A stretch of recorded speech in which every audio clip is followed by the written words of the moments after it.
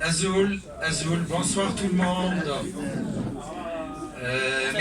Merci d'être là pour ce nouveau café littéraire. Et ce soir, j'ai l'honneur et le grand plaisir de recevoir mon ami Salah Hodha, qui nous vient avec de belles poésies, de belles images aussi, de belles photos, avec un livre intitulé « Les témoins du temps et autres traces ». Donc, Salah Hodha, beaucoup de gens parmi vous le connaissent bien sûr. Donc, il vient des Iflissen, du côté de Tixirt. Donc, il a fait le lycée à Delis, à Tizi Ouzou, et puis l'Institut des sciences politiques et de l'information à Alger, avant d'enseigner à l'université de Tizi Ouzou, pour venir ensuite en France, plus précisément à Strasbourg en 1992. Mais depuis toujours, il est passionné par la culture, le théâtre, la poésie, et beaucoup d'autres belles choses. Je n'oublie pas aussi de signaler qu'il a été parmi les membres fondateurs de la première ligue algérienne des droits de l'homme. Alors, Salah, bienvenue à ce lycée. Merci pour ton invitation, Youssef. Merci à vous de venir à cette rencontre et j'espère que nous allons passer un bon moment ensemble. Absolument, c'est ce qui va se passer, hein, comme d'habitude. Donc, Salah, tu es membre fondateur et encore aujourd'hui directeur artistique du festival Strasbourg Méditerranée qui va être organisé ce mois-ci, au mois de novembre. Alors, un mot, hein, même si il peut être rapide sur ce festival, ses ambitions, sa genèse aussi. Alors, le festival Strasbourg Méditerranée et Strasbourg Méditerranée, il y a un tiré. C'est pas hasard. Parce qu'on pouvait imaginer effectivement qu'est-ce que la Méditerranée allait faire à Strasbourg. Donc c'est un festival qui a été fondé en 1999 à l'initiative d'un collectif d'acteurs culturels, artistiques, associatifs, des chercheurs, des universitaires, etc. Donc toutes les structures, toutes les personnes qui s'intéressaient à toutes les problématiques de l'histoire et de la mémoire de l'immigration coloniale et post-coloniale, à tous les débats, toutes les problématiques, les débats de société autour des questions de l'altérité, de la diversité, l'universalité, etc.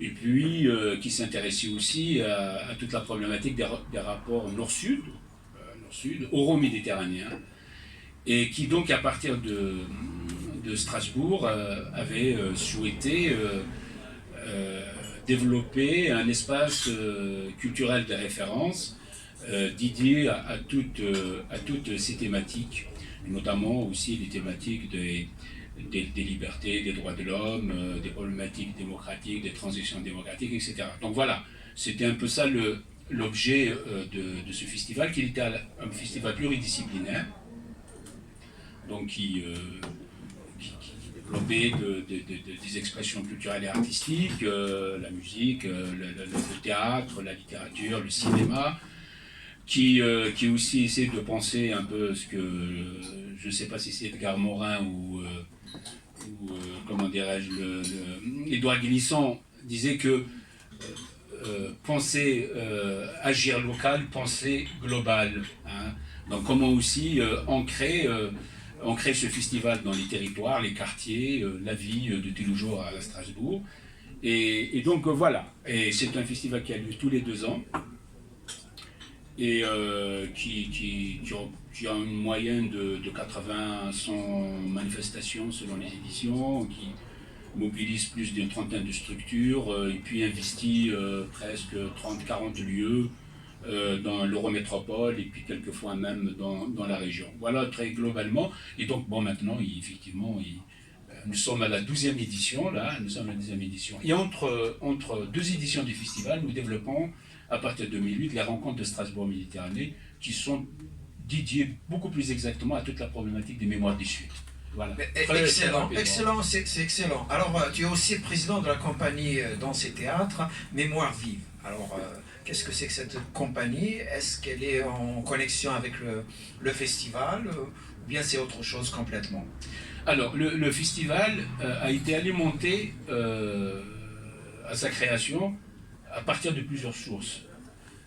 Donc, il y a toute la source des associations, des acteurs de l'histoire et des mémoires de l'immigration, puisque nous sommes maintenant au 40e anniversaire de la reconnaissance du droit d'association pour 81, nous sommes en 2001, donc des associations de l'immigration, des étrangers, ce qui n'était pas le cas. Donc, c'est des associations, des acteurs qui portaient dans leur chair toutes les problématiques de la lutte contre le racisme et la discrimination et la reconnaissance et la valorisation de la place de l'immigration, de ses luttes, etc. etc. Ça, c'est la première source.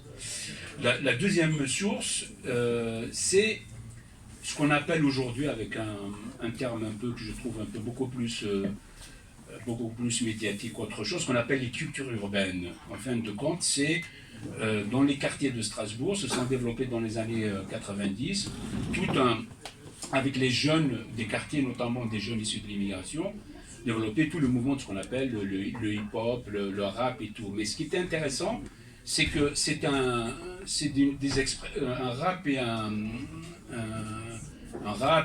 hip-hop qui n'était pas, qui était très politique, en fin de compte, qui aussi faisait la jonction avec l'histoire et les mémoires des luttes de l'immigration, et qui donc ont développé sur le plan artistique, la danse, le chant, ont porté ces questions-là. Voilà. Et Mémoire Vive est l'une des compagnies de théâtre et de danse qui a été très très très loin dans ce travail-là et qui a un rayonnement maintenant à Strasbourg, à Marseille, et même qui développe même en direction du Sénégal, et qui essaye même de voir comment on peut développer aussi même au niveau de l'Algérie, etc. Voilà.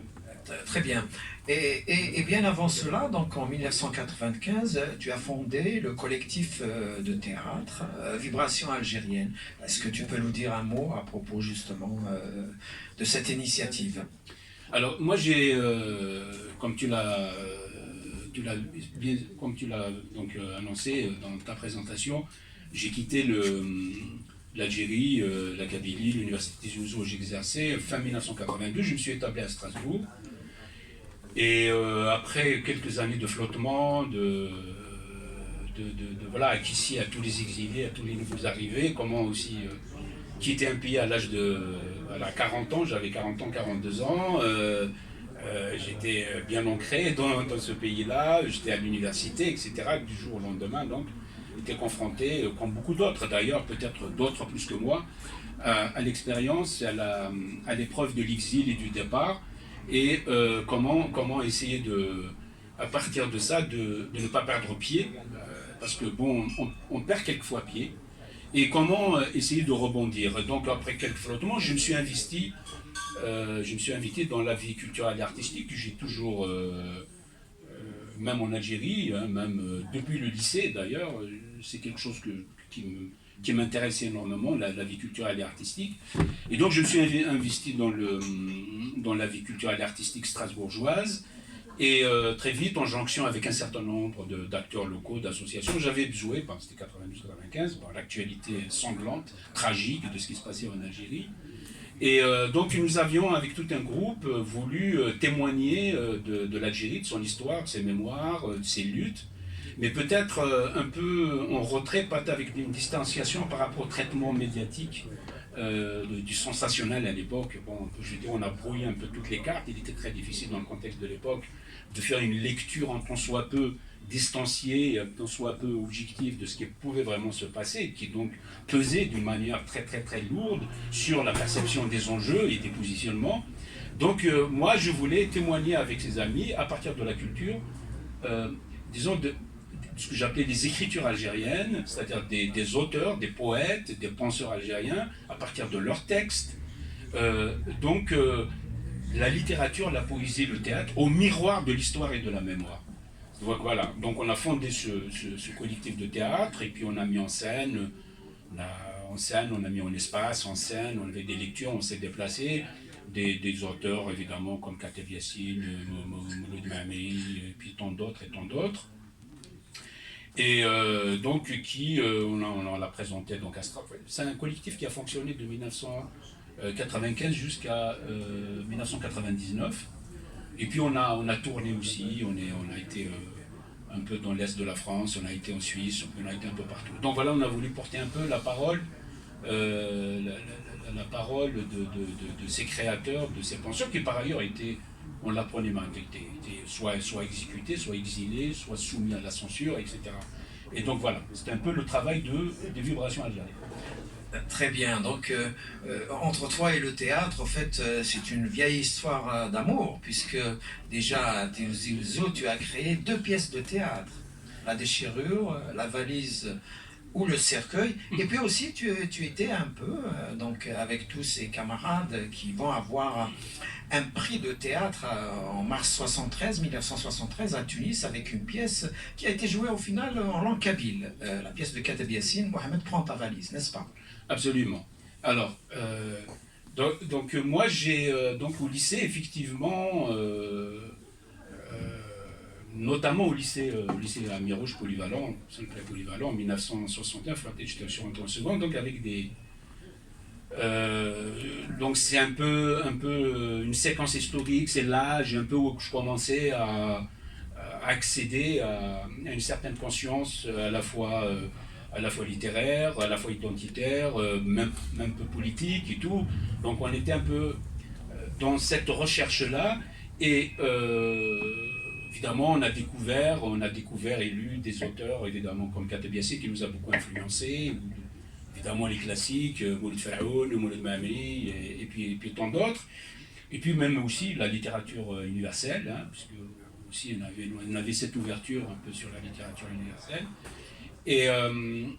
Mais c'est aussi la période où la question identitaire, linguistique, culturelle, etc., berbère commençait à émerger, notamment avec la création de l'Académie berbère, qui à l'époque, par le biais des immigrés, d'ailleurs, il faut dire une chose, c'est que l'Académie berbère, la base de l'Académie berbère, c'est des ouvriers, c'est des immigrés. Hein. Moi, je les connaissais.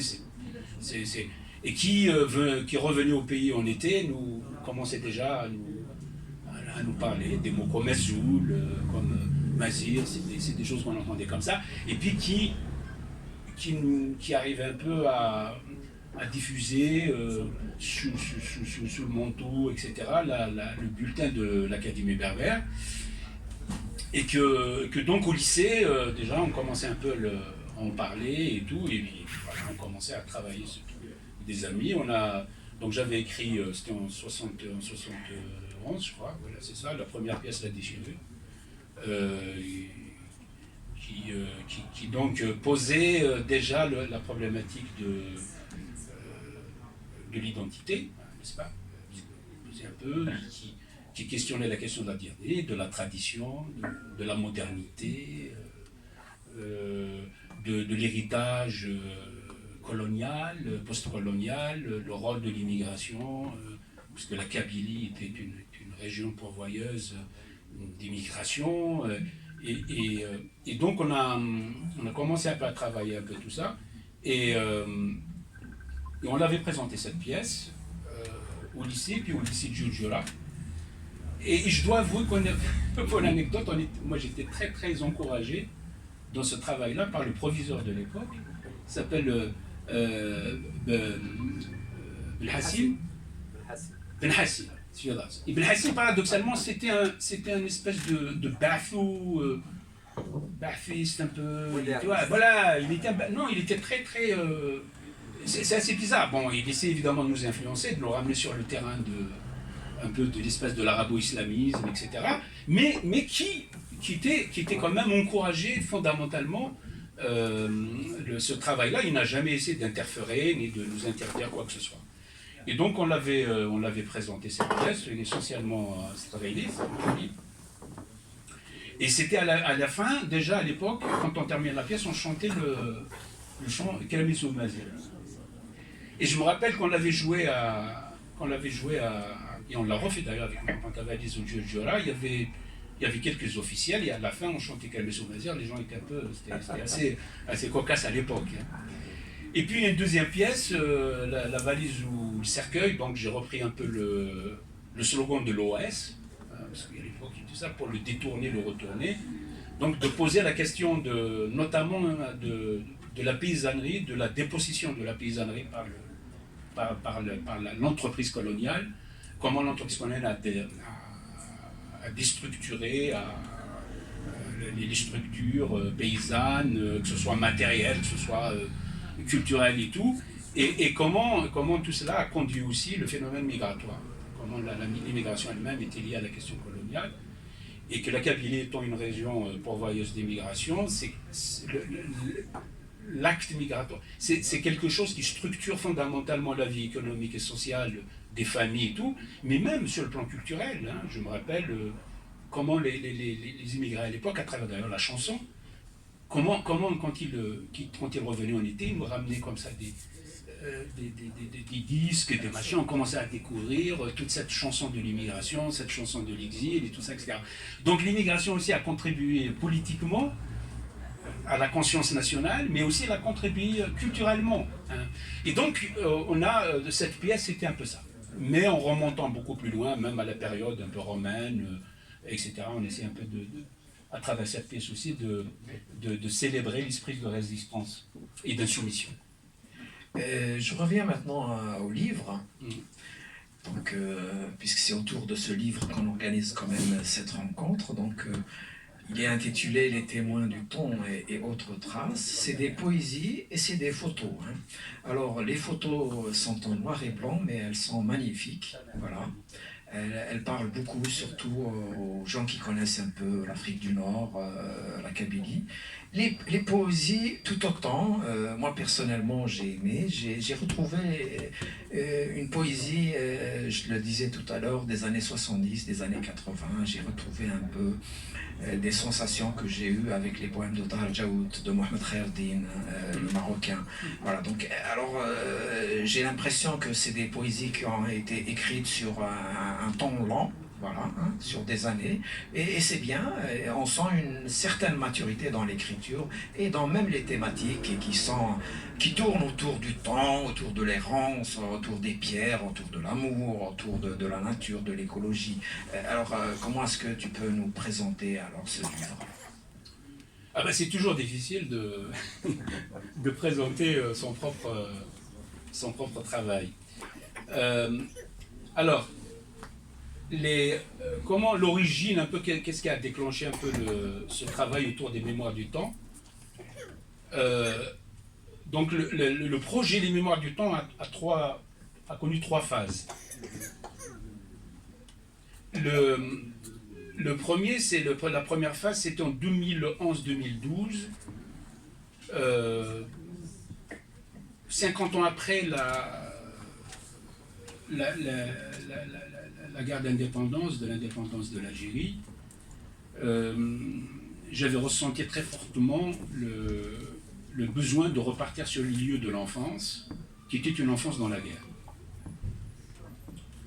Et moi, donc j'avais l'indépendance, j'avais 11 ans à l'indépendance, donc du coup, comme tous les enfants de ma génération, nous avons connu cette période terrible qui nous a affectés, abîmés dans toutes les familles. On a connu des pertes, des morts, des détenus, voilà, donc tout ça c'était un peu cette période-là qui a un peu façonné et structuré un peu mon enfance. Et je suis reparti sur ces lieux,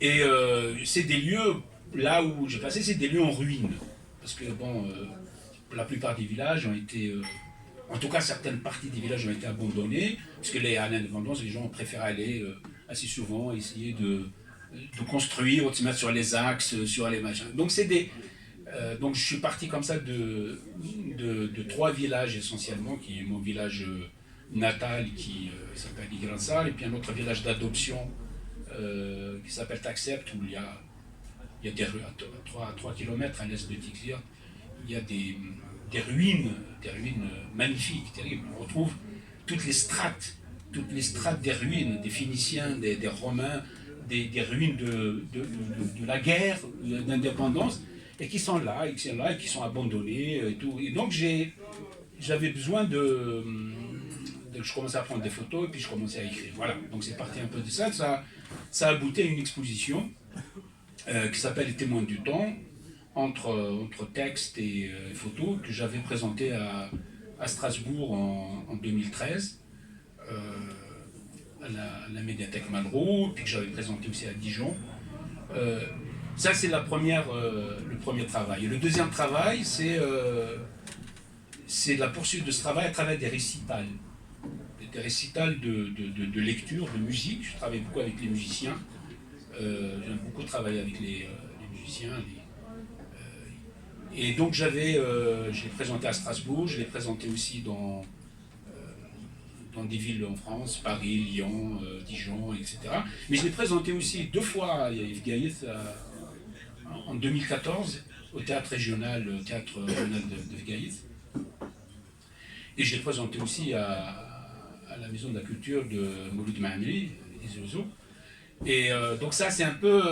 et puis c'est vrai que le public assez souvent me posait des questions sur la publication. Est-ce qu'il y a des... Voilà. Et puis après j'ai... voilà, le troisième volet, c'est ce bouquin.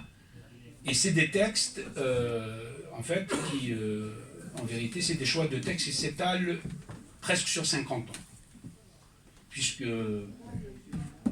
poème, ici, un poème le plus ancien, je l'ai écrit en 1973, et puis il y a des poèmes qui sont des textes que j'ai écrits en 2020, juste avant la publication. Donc on a, sur une période comme ça, donc il y a quelque part une tentative de construire un récit sensible, un récit, raconter une histoire,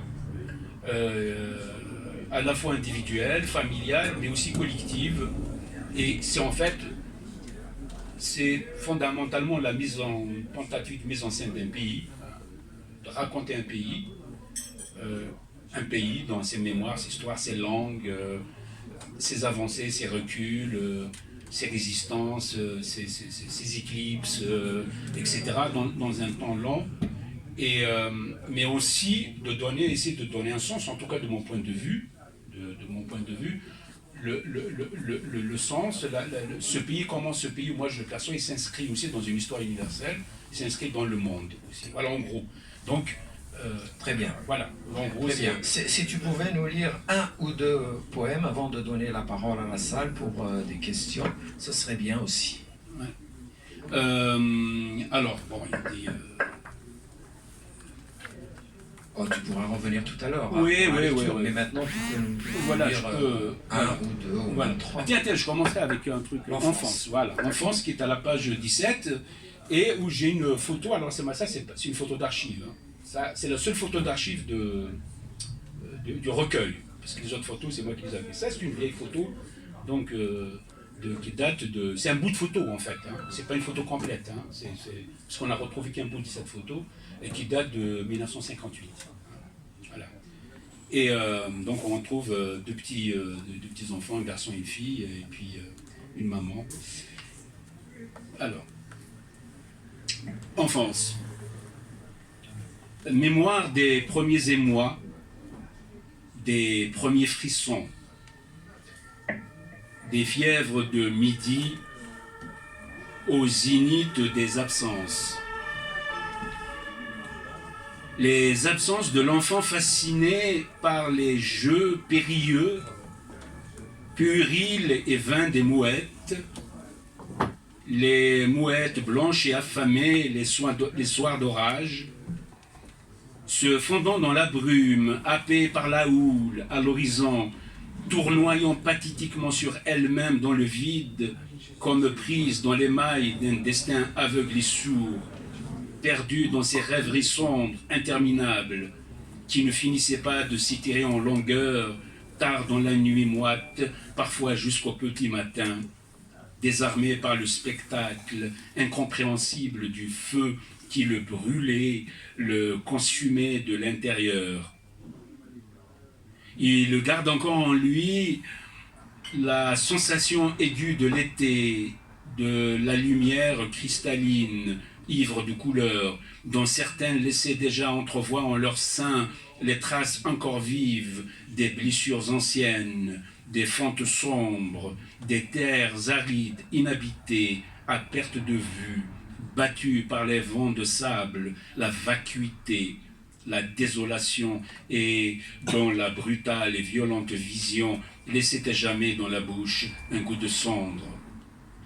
Hallucination ou réalité attestée d'un monde qui vacille, chavire dans un jeu de bascule permanent, brouillant les repères, les références, instaurant la loi absolue des équivalences, du bien et du mal, de la victime et du bourreau, de la répétition du même comme horizon indépassable de l'histoire. Donc ça, c'est un texte un peu sur l'enfance. Je vais peut-être en faire un deuxième, si tu le permets, Youssef, comme ça un peu... ça, c'est quelque chose un peu intime. Il y a un autre texte qui s'appelle... attends, est-ce que je le retrouve là après, peut-être je reviendrai. Voilà, langue, c'est pas ça. La pierre native. La pierre native. Et la pierre native, là, je l'ai illustrée par une photo d'un mausolée qui est un lieu aussi chargé. La pierre, en ses fissures natives, alphabet des commencements, les survivants des guerres, les naufragés de l'histoire, les rescapés du temps, l'errance toujours recommencée. Terre en gisine, grosse de toutes les convoitises, de toutes les invasions, les occupations, les dominations, les conquêtes, phéniciens, romains, vandales, byzantins, arabes, turcs, français. Terre de passage, des brassages, des métissages, terre des ancrages et du grand large, souvent vaincue, jamais soumise, le pays des hommes libres. Merci, on peut l'applaudir effectivement. Merci Salah. Oui. C'est une poésie qui porte en elle-même beaucoup d'émotions, oui, effectivement. Tu veux nous dire encore un autre poème ou bien on donne la parole à la salle, c'est comme tu veux. Je voudrais quand même donner, parce qu'il y a d'autres textes, etc. Il y a un poème que je voudrais aussi vous lire, comme ça, ça donne un peu une idée, etc. Alors, tout de suite, je vais le...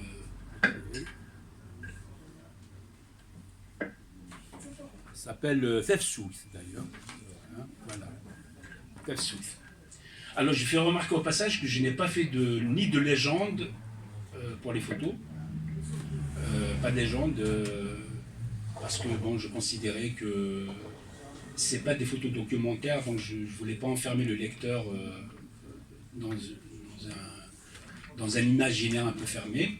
Et pour Tefsouth aussi, j'ai pas donné, j'ai appelé Tefsouth, j'ai pas donné aussi pour le lecteur non kabylophone, non kabyle.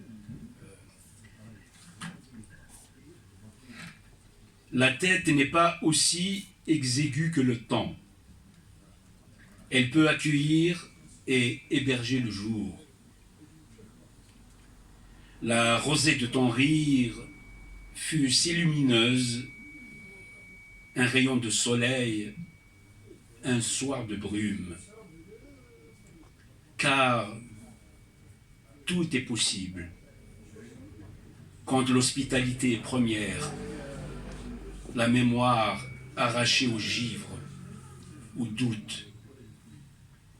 À Tizi Ouzou, en ce temps-là, en ce mois d'avril de l'année 80, le printemps était gros d'espoir. Tefsouth rêvant d'un pays autre, libre, habitable, rendu à ses langues, ses cultures. Mais oublier la fragilité des êtres et des choses et respirer, boire dans le regard de l'autre et se noyer dans ses yeux. La tendresse n'avait pas fait son lit, les draps étaient encore lourds de nos amours de la veille, la lumière du matin berçait nos rêves de jeunesse. Tefsouk, autant de ponts, autant de futurs, dans la force insubmersible de nos pas. Tefsouk, ma brise nuptiale, ma sœur orpheline, mon absence. Source qui est murmurée après minuit, en chantant ce printemps juvénile, fruit gonflé d'attente, de désir, fruit se donnant à la bouche ivre. N'était cette paralysée au crépuscule, n'était l'espérance arrachée à la durée, n'était l'ultime cri qui tardait à jaillir. Pourtant, Tefsouk, c'est la poésie qui tisse dans le silence, l'homme en quête de son visage, de son nom, l'exil de la parole, dans la nuit immense. Et quand parfois elle vient à sourire, les lèvres brûlantes, gonflées en leur alphabet, elle devient possibilité du récit, palimpseste immémorial du livre à venir. Un sourire, rien qu'un sourire pour que se déplie la carte de son corps, un sourire, rien qu'un sourire pour que se livre l'inépuisable secret de sa demeure. Merci. Merci, on peut l'applaudir effectivement. Merci, c'est ça la force du verbe, bravo. Mesdames et messieurs, vous avez la parole. Il serait préférable que les interventions soient concises et brèves, dans la mesure du possible. La parole est à vous.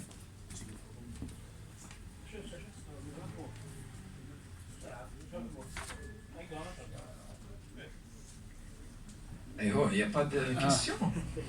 Comment se fait-il? Je vous ai assommé. Et ils veulent encore d'autres points. Ah ouais.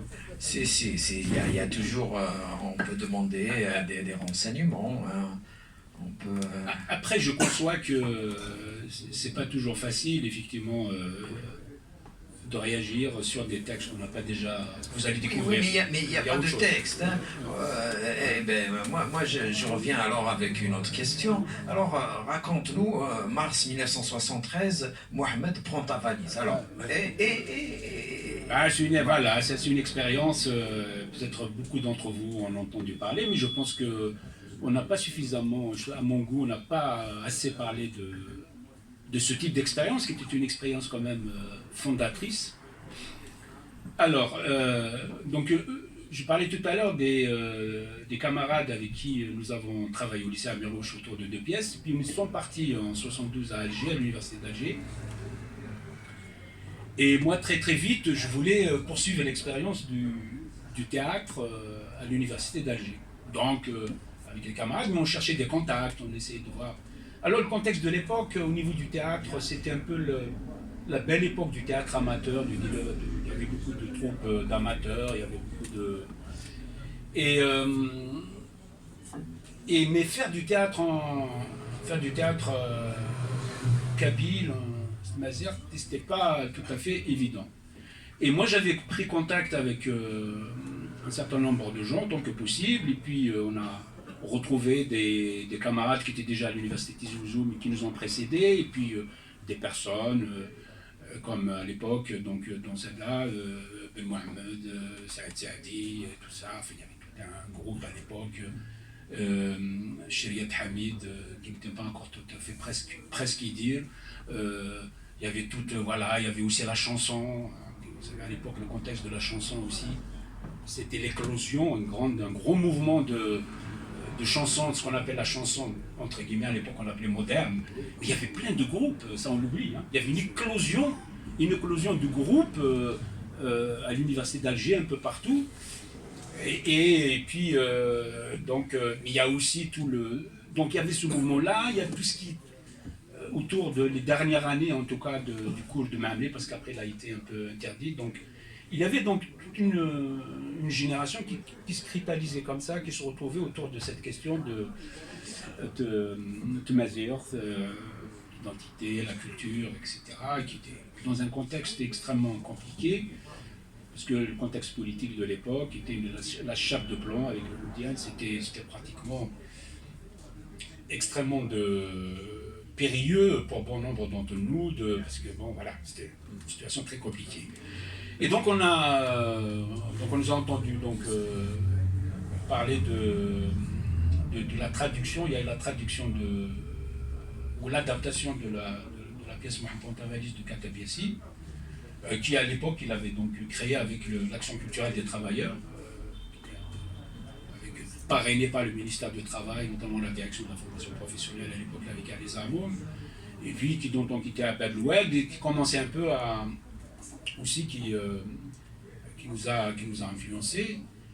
Et donc il y a eu l'adaptation de cette pièce, et puis il y a des contacts qui ont été pris, et hop, on commençait quand même dans le cadre de l'action culturelle à l'époque, de Crous et tout ça, etc., en tant qu'étudiant. Donc on commençait à répéter cette pièce-là, notamment avec l'apport de Mohamed Ahmed à l'époque, qui venait de faire une année à l'école d'art dramatique de Bodje-Kifan. Donc on était tous là, on était assez nombreux, on commençait à répéter à la cité universitaire de Ben Aknoun. On a répété pendant 15 jours peut-être, et puis il y a le directeur de la cité, de Ben Aknoun, Guénézia, qui nous a dit, écoutez, voilà, il y a le ministère de l'enseignement supérieur qui a entendu parler de votre travail, et puis il y a le responsable de la culture qui a envie de voir ce que vous faites, parce que il y a une opportunité, il y a un festival de théâtre universitaire méditerranéen qui va avoir lieu à Tunis en mars 1973, et que l'université n'avait pas de troupes à envoyer. Est-ce que vous serez intéressé? Bon, nous on était intéressés, et puis donc il a dit, voilà, il va venir et regardez ce que vous faites. Alors évidemment, nous, pour préparer ça, on a commencé à réadapter en arabe populaire un certain nombre de scènes, parce que c'est des sections à lui présenter les scènes en cabine, on n'avait aucune chance d'aller à Tunis. Et donc il est venu, il a regardé, on l'a dit, bon voilà, on vous présente 2 ou 3 tableaux, c'est à peu près ça, et puis bon, il a dit ok, c'est ok, vous partez. Donc on est parti à Tunis, à ce théâtre universitaire, puis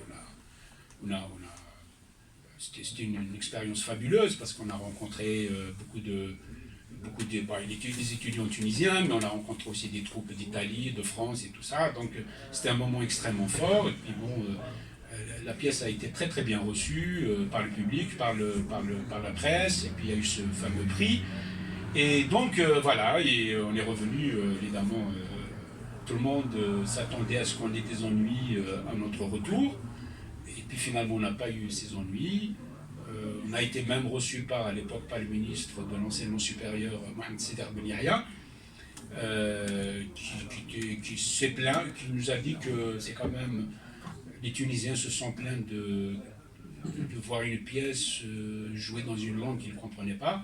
Bon, bref, c'est pas voilà.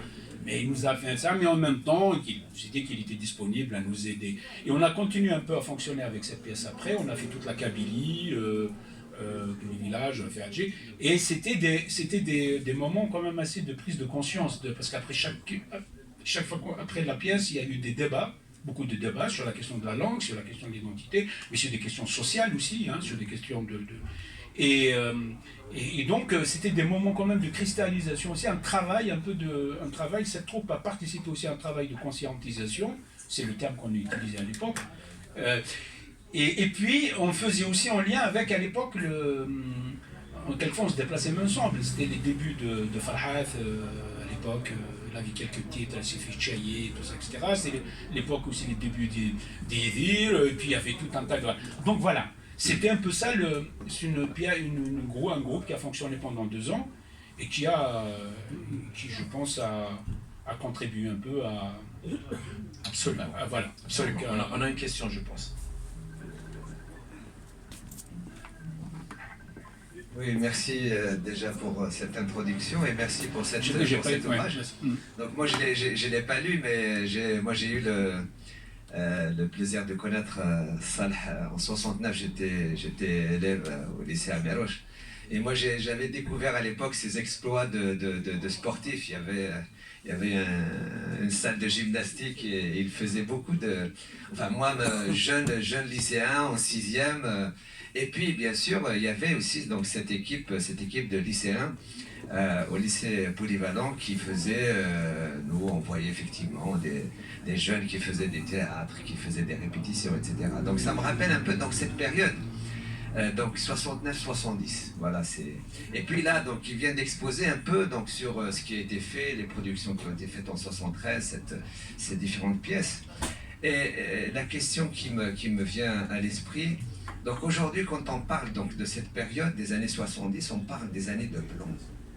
Vraiment, c'est comme ça qu'on aborde ces années, du fait donc de la période de système de parti unique, etc. Mais n'empêche que quand il parle, je me dis, mais moi je revois, donc je compare cette période, Salah parle donc de toute cette ambiance dans laquelle effectivement il a été possible de produire donc des pièces qui étaient alors même si elles s'inscrivaient dans un courant de conscientisation comme il le dit, mais il n'empêche que c'est des pièces qui interpellaient la conscience et qui posaient des problèmes non seulement sociaux mais culturels, identitaires, politiques, etc. C'est-à-dire que terminer une pièce de théâtre dans les années 73-74 avec le chant Kelamus al-Mazir, bon, c'est un appel quand même au soulèvement. C'est pas un appel à la soumission ni un appel au soutien donc du régime. Donc je me dis c'est une période finalement quand je la compare, moi j'arrive à l'université 76-78, 78 plus précisément. À la cité universitaire de Borawa, donc à Al-Harash, il y a Katb Yassine qui, normalement, il y a la troupe de Katb Yassine qui devait présenter une pièce de théâtre. Présenter une pièce de théâtre Et il a été empêché avec des sabres et des couteaux, 78. Alors après, donc ça a été une période, effectivement... Donc la question que je voulais lui poser, donc c'est ces deux périodes, effectivement, il y en a une qu'on appelle donc les années de plomb, il y en a une qu'en général on parle, donc les années 78, 80, etc., les années d'ouverture. Et donc je vois qu'il y a un paradoxe, je ne sais pas s'il peut effectivement donc nous expliquer un peu ces deux périodes. Voilà. Merci. Qu'est-ce que... oui, bon, je ne sais pas si je peux répondre à toute ta question, mais donc, il faut dire que l'époque de... Pour ceux qui ont vécu cette période-là, l'époque de Boumedienne et Massa Conduit, c'est qu'on avait tous dans la tête un gendarme, un flic dans la tête. Il y avait un état de suspicion généralisée. Dit voilà, attention, lui il est de la sécurité militaire, oui, c'est-à-dire qu'on était dans une auto. Bon, c'est vrai qu'il y avait deux choses. Il y avait des lignes rouges. Les lignes rouges pour le régime à l'époque, c'est les lignes politiques. C'est-à-dire tout ce qui est action clandestine, la clandestinité, tout ce qui est un peu la question de l'académie berbère, et tout ça, etc. Tout ça, il y a eu des arrestations, hein, il y a eu des arrestations. Sur les plus connus, c'est les poseurs de bombes, mais il y avait peut-être, il y avait beaucoup d'arrestations et tout ça, etc. Ça, c'était ça, tout ce qui est politique, l'opposition, les machins, etc., c'est intraitable. Après, il y avait l'université. L'université, le contexte de l'époque, c'était quoi? C'était l'époque où, de ce qu'on appelait un peu la révolution agraire, la révolution culturelle, donc ce qu'on supposait à l'époque comme étant, il y avait, disons, une aile progressiste au sein du pouvoir et tout ça, qui voulait amener des réformes et tout, mais qui avait aussi une aile réactionnaire, enfin bref, il y avait tout ça. Il y a l'université, il y avait des interstices. C'est-à-dire qu'à l'intérieur de l'université, il y avait une relative il y avait une réalité liberté d'expression, enfin, pas liberté d'expression, donc on pouvait agir. Mais il y avait des lignes rouges. C'est ça qui le... Il y avait des répressions très très très fortes. Moi j'en parle rarement, parce que moi-même j'ai été victime de cette répression, parce que tout simplement en 1974, et c'est la première fois que j'en parle publiquement, en 1974, j'avais un camarade, l'Académie de Berbère à l'époque avait fabriqué des t-shirts, des t-shirts avec les caractères Teffinard, avec les machins, etc. Et un camarade, moi j'étais à l'époque, je faisais des va-et-vient en France, j'ai pris une année où j'étais ici en France. En rentrant au pays, un camarade m'a dit, écoute, est-ce que tu peux me ramener un t-shirt? Je lui ai dit, écoute, franchement, de mon point de vue, il y a mieux à faire que de prendre des risques pour un... C'est bien un t-shirt, mais peut-être qu'il y a... Non, il ne voulait rien savoir. Et puis, il y a quelqu'un qui lui a ramené le t-shirt.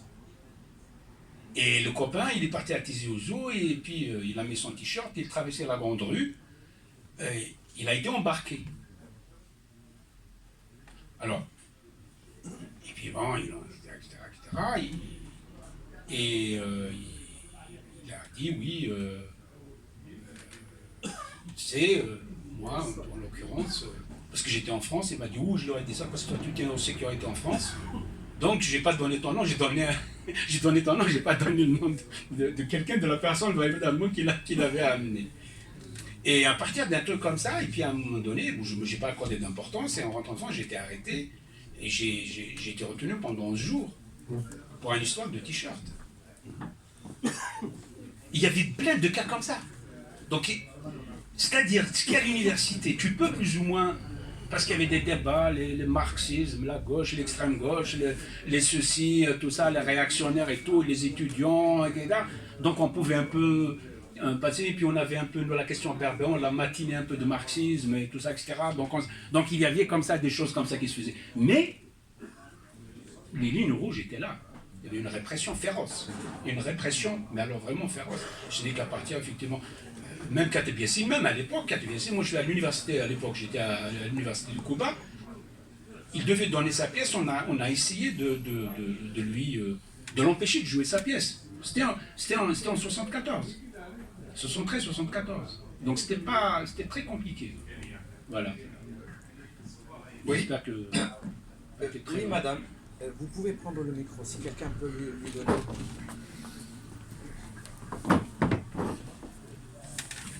Bonsoir. Alors, je suis un peu arrivée en retard, donc j'espère juste que mes questions, vous n'avez pas...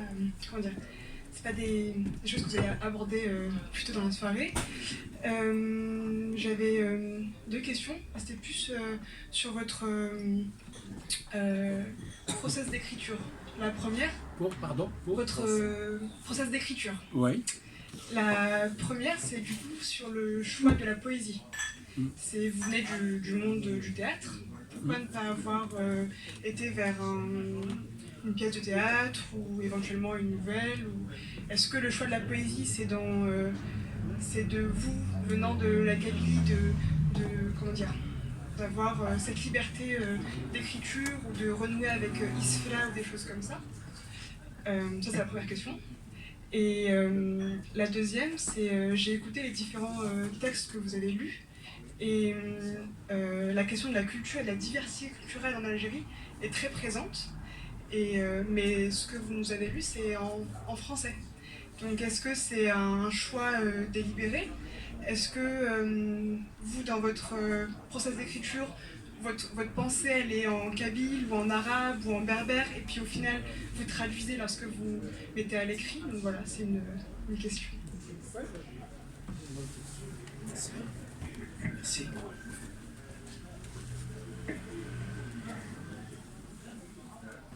Alors, je ne sais pas, c'est des questions intéressantes, mais assez complexes aussi. D'abord, moi je voudrais faire la différence, quand on parle de poésie, entre ce qui est un genre, la poésie en genre, ça veut dire que soit on écrit des choses en vers quelquefois même en prose, puisqu'il y a aussi de la prose poétique. Et la poésie comme fondatrice, quelque chose qui fonde même une vision du monde. C'est-à-dire que, je vous donne un exemple. Je ne sais pas si vous connaissez l'écrivain et poète Édouard Glissant,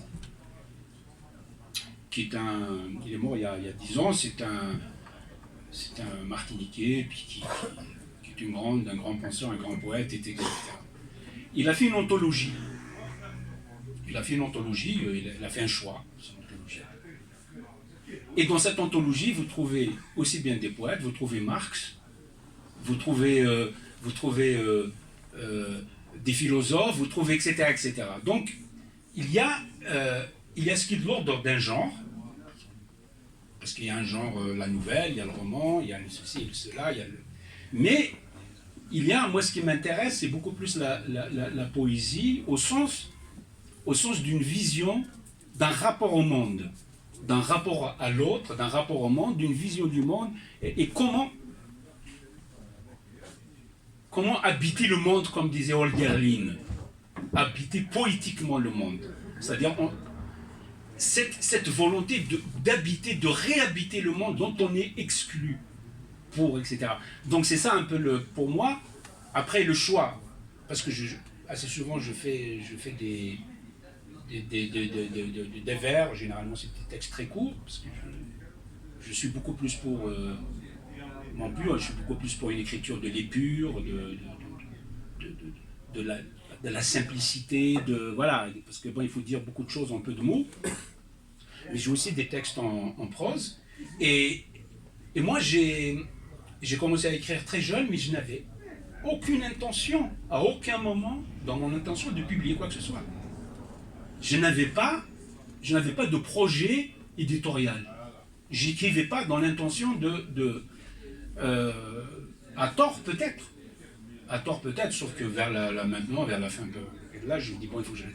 À tort, peut-être que j'avais tort parce que j'étais de ceux et celles peut-être qui considéraient que la poésie, il fallait la vivre, plutôt que de la décrire ou d'imaginer. Voilà. Donc j'étais parti dans des urgences, dans des engagements, dans des choses comme ça. Donc voilà, et je conçois qu'aujourd'hui la poésie, malheureusement, surtout dans les sociétés, devient un art confidentiel dans la poésie écrite. Mais il y a effectivement, vous l'avez touché, toute cette tradition de la poésie populaire, de la poésie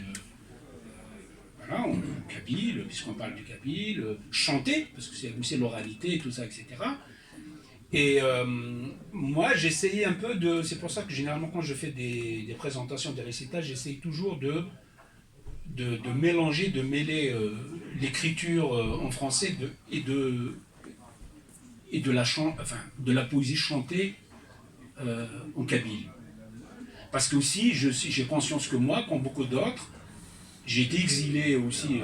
Pour moi, le français, c'est l'exil, c'est une langue de l'exil. J'ai perdu. Il y a quelque chose. J'ai parlé à un moment de la langue. J'ai parlé de la perte, tout ça. Il y a des textes dans mon truc où je parle de la langue. Et c'est vrai qu'on a cette langue qui était la langue maternelle, qui est pour des 20 13 ans. C'est quelquefois nous l'avons perdue. Maintenant, heureusement qu'il y a des personnes, des gens courageux qui écrivent, qui chantent, qui publient. Et moi, je leur tire chapeau, franchement. Je trouve que c'est magnifique, les gens qui écrivent dans cette langue, qui essayent de faire des choses dans cette langue.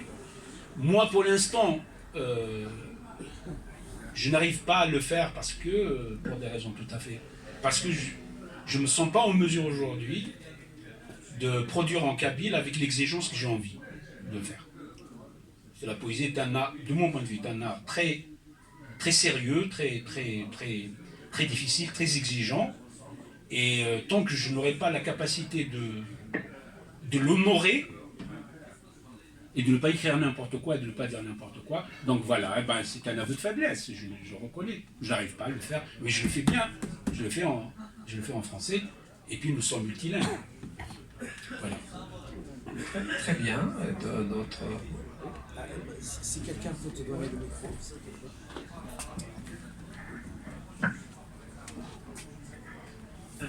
Bonsoir à toutes et à tous.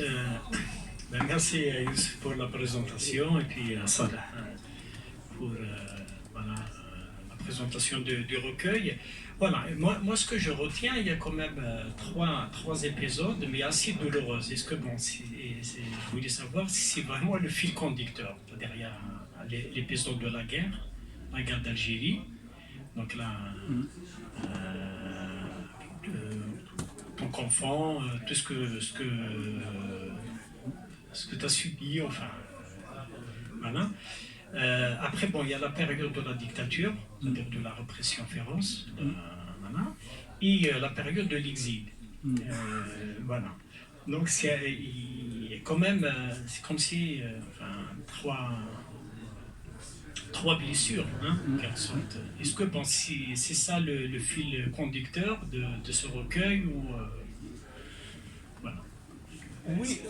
Oui, il y a un peu de ça, parce que le récit, comment dirais-je, il est polyphonique, hein, c'est-à-dire qu'il y a ce qui est de l'ordre de l'intime, du sensible, du humain. Il y a de l'ordre du collectif, de l'histoire collective, et c'est vrai qu'on retrouve évidemment la question de la thématique de l'exil, il est transversal, il traverse, etc. La question de la guerre aussi, la question aussi des paysages pas au sens paysage exotique, hein, c'est pas au sens, mais c'est-à-dire je parle beaucoup de la pierre et tout ça, etc. Comment aussi on a défiguré, abîmé les paysages, on a été exclu, mais hors de ces paysages, parce que la question que je me suis posée au début, qui m'a hanté en 2012, quand je regardais un peu je me dis, autant en Occident, en France et en Occident et tout ça, dans la question du rapport au patrimoine, à la mémoire, au passé, tout ça, ce rapport, il y a une inflation mémorielle, patrimoniale. On célèbre à tout bout de temps. Du plus petit village de 100 habitants en France, on a toujours des lieux de mémoire. Il y a même quelqu'un qui a écrit les lieux de mémoire dans les années 80. Comment j'ai oublié son nom, là, je retrouve, etc. Donc, il y a une inflation sur les ruines, comment les musées, les ceci, on commémore. Donc, il y a une véritable survalorisation, inflation, célébration du temps, du passé, des ruines, des vestiges, etc., etc., etc., etc. Donc, il y a une conscience aiguë.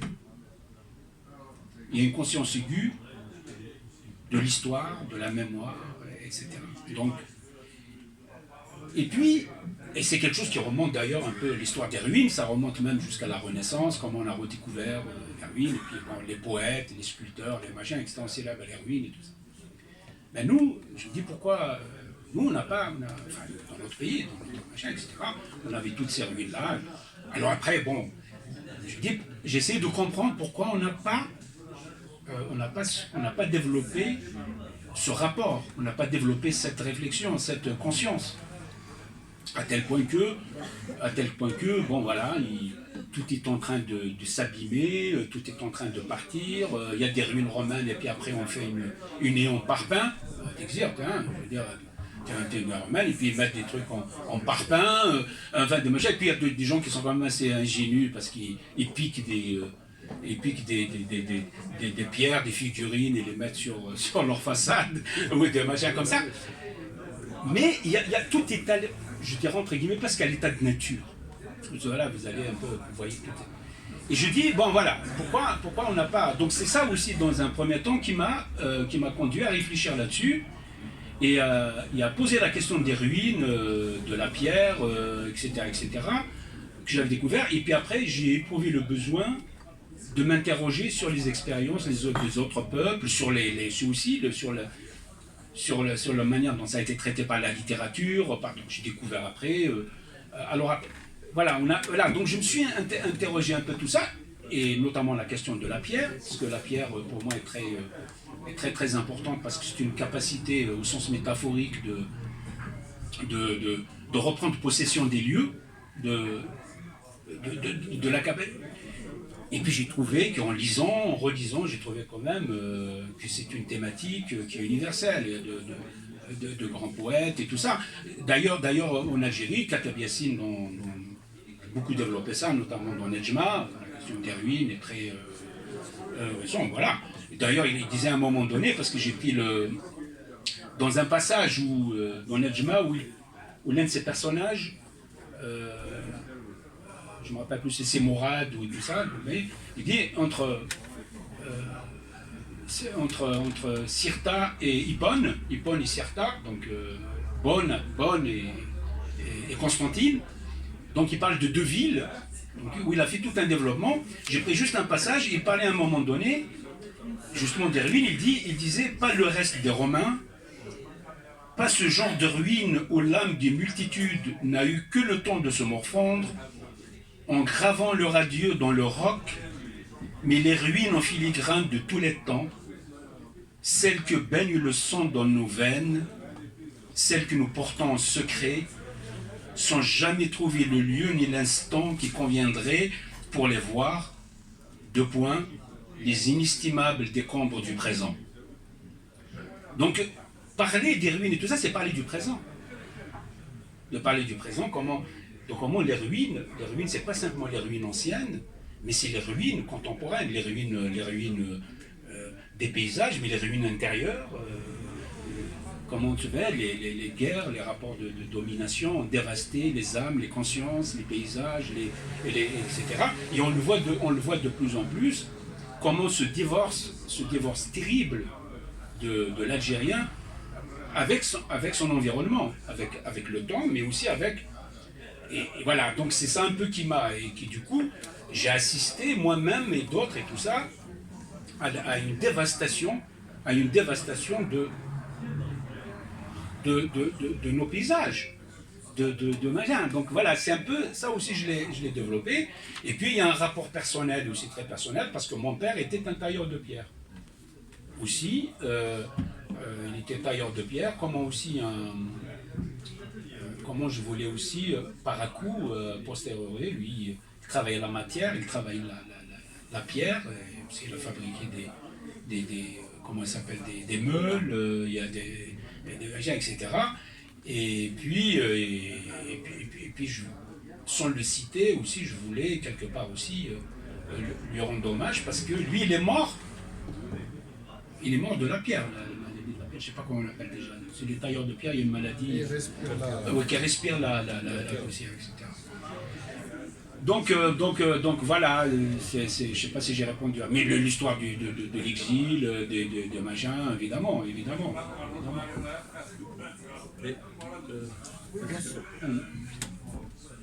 Mais ce n'est pas uniquement l'expression d'un témoignage, à mon avis. Ouais. C'est davantage une continuité d'un combat qui t'obsède depuis ton jeune âge. Ouais. Et quelle est la meilleure manière, si ce n'est le théâtre, donc l'expression et la poésie, parce que là, non seulement on s'invente des choses, mais on requiert le monde. J'aime toujours la très belle phrase de notre grand poète Amrouche, comme on dit, Amrouche, je ne me rappelle plus son nom.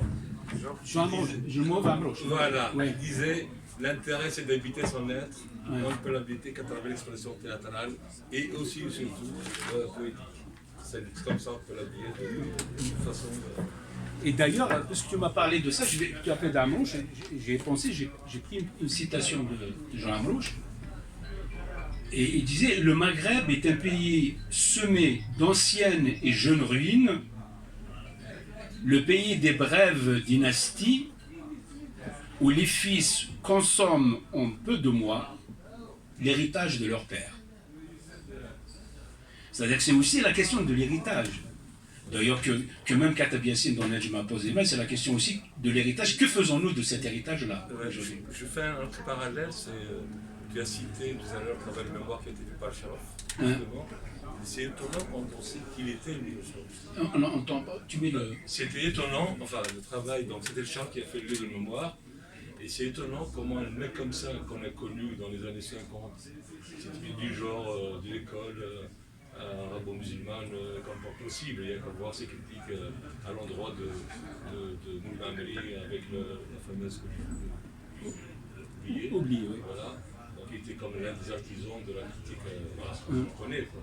Et vers la fin de sa vie, parce que j'ai un ami que tu connais surtout, Moussa Al-Kati, qui était un pédiatre, qui est décédé, qui était son ami, donc on battait toujours à son sujet, avec Alfred Kati, que tu as connu toi aussi, et qui nous disait qu'effectivement il a fait un cheminement assez étonnant. Et donc peut-être cette mémoire, ce témoignage, à un moment donné, ramène certains esprits égarés à pouvoir recouvrer certaines formes de sensibilité à ce qu'on est, enfin, ce qu'on doit être pensé. Voilà.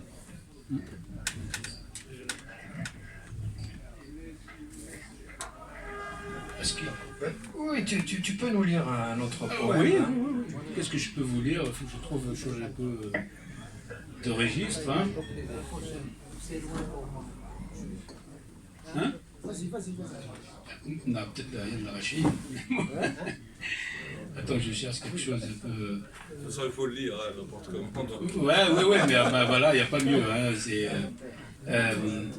Ah oui, je voudrais lire un truc sur la langue, parce que je parle beaucoup de la langue.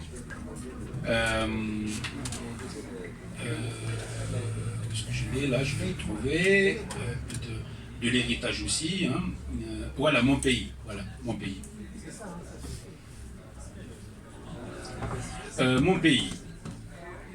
Mon pays. Ai-je un pays? Ai-je encore un pays?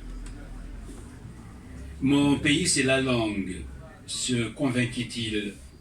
Les béances de la langue, les indéchiffrables blessures de la langue, l'impossible langue. La langue de l'enfance, des commencements, des jaillissements fondateurs, le vertige des musiques perdues. Sa vérité, la langue, ne réside pas dans le culte du système, des grammaires tapageuses, des syntaxes grandiloquentes, ni dans la clôture des grands récits.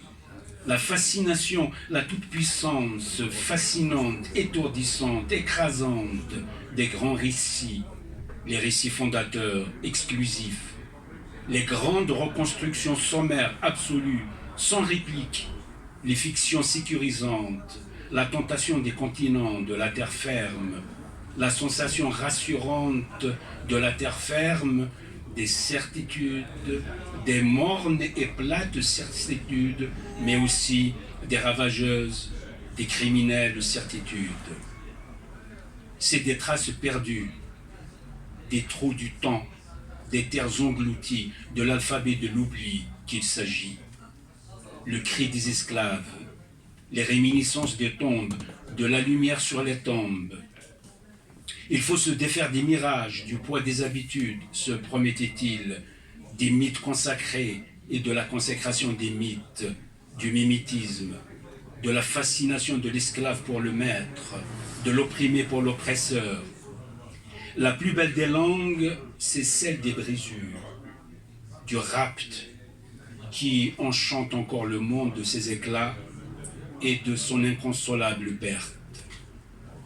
C'est se souvenir de l'irrémédiable perte du sens, d'abord et avant tout du geste fondateur, de notre présence en ce monde, cette sensation indélébile d'un homme blessé, le front large et solaire, debout, droit, dans l'embrasure de la porte du temps, de l'horizon, du visage du temps, à peine entrevu et déjà perdu, cette mémoire vive du sillon qui continue de nous habiter et qui nous garantira peut-être notre part d'humanité future. Bravo, merci. On peut l'applaudir et je vous laisse venir pour les dédicaces et je vous dis merci d'être là. Hein, et on peut continuer la discussion autour d'un verre. Merci Youssef, merci à vous. Hein, merci beaucoup. Alors. 3. J'étais.